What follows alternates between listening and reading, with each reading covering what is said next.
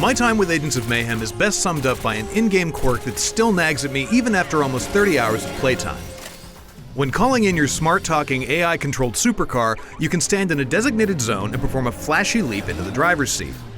Awesome as that move may be, the car always comes to a full stop once you're inside, forcing you to accelerate from zero instead of keeping a smooth flow to the action. And this stumbling sensation kept coming back to me throughout my time with the Super Team-inspired shooter.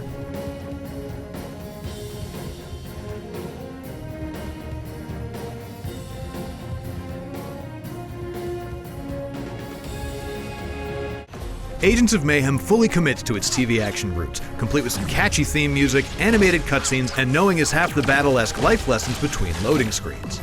Taking place after a hostile global takeover by the Evil Legion, it's up to the multinational agency for hunting evil masterminds to step in and push back the tide.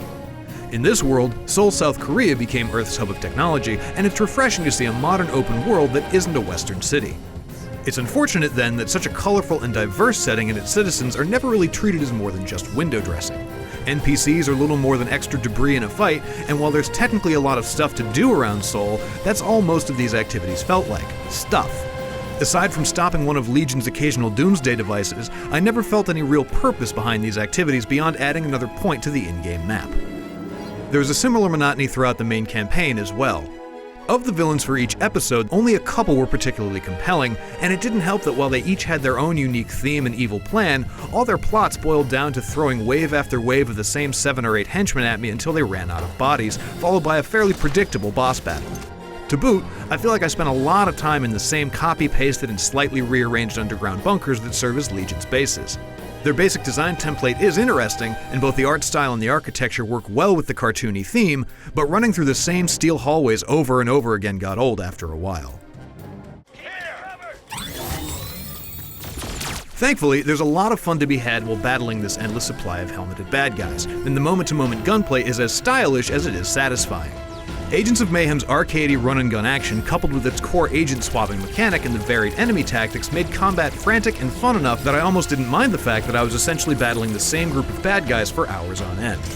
It took me roughly 25 hours to complete the main campaign and unlock all of the recruitable agents, and it wasn't until I was well past halfway through that I started experiencing any real combat fatigue.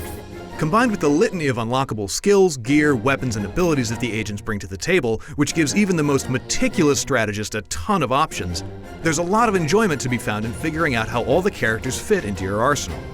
I quickly found that the tough-as-nails ex-Marine Braddock, the tech pirate Fortune, and the rough-and-tumble roller derby queen Daisy were a great team for my playstyle, but I was more than willing to bench my go-to femme fatales in favor of experimenting with the abilities of each new agent that I recruited. For my money, the strongest aspect of Agents of Mayhem are its special episodes, which set the main story aside in favor of shining the spotlight on individual agents. This wasn't because the missions were especially memorable, they mostly stuck to the shoot bad guys in a nondescript underground lair formula, but because each one gave me a better idea of who these characters are and how the agents relate to one another. Little details like learning of one agent's crush on another. Why? What did you hear? Oh, thank goodness. Or someone's love of 90s rap rock. What is wrong with rap rock? We don't got time for that now. Helped flesh out each character and really let me empathize with the team.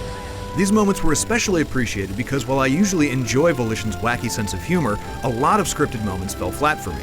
There were genuinely funny and endearing moments throughout, but for every gag that made me laugh out loud, there was a stale bit of shtick or an outdated pop culture reference. Never give up! Never surrender! Take one last drink. We're heading out. Should we get going? Agents of Mayhem does a good job paying homage to the action heroes, cartoon or otherwise, of the 80s and 90s, and revels in the absurd tropes and idiosyncrasies of those inspirations. It boasts some well-developed characters, a fun arsenal of unique weapons and gadgets, and the multi-hero action offers some good mindless fun, but due to some unpolished writing and repetitive design choices, it doesn't fully live up to its heroic potential. For more Agents of Mayhem on IGN, check out the first 15 minutes, our PC, PS4 Pro, and Xbox One S graphics comparison, and our showcase of every agent's Mayhem ability.